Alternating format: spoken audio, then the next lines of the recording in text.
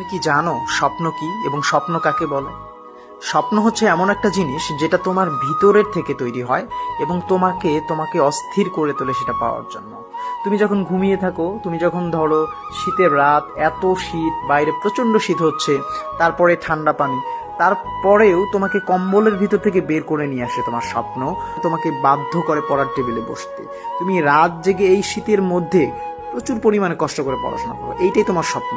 স্বপ্ন হচ্ছে এমন একটা জিনিস যেটা একটা মানুষকে ভিতর থেকে অস্থির করে তোলে, সেটা যে পর্যন্ত সে অ্যাচিভ করতে না পারছে।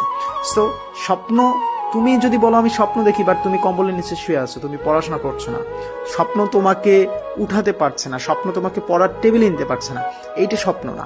স্বপ্ন যেটা তোমাকে তোমার কম্বলের নিচ থেকে বের করে আনে, তোমাকে শীতের মধ্যেও পড়তে বাধ্য করে, তোমাকে রাত জেগে পড়ায়, তোমাকে হচ্ছে তোমার যে স্বাভাবিক জীবনযাপন সেটা থেকে বের করে এনে তোমাকে পরিশ্রমী করে তোলে, সেইটাই তোমার স্বপ্ন।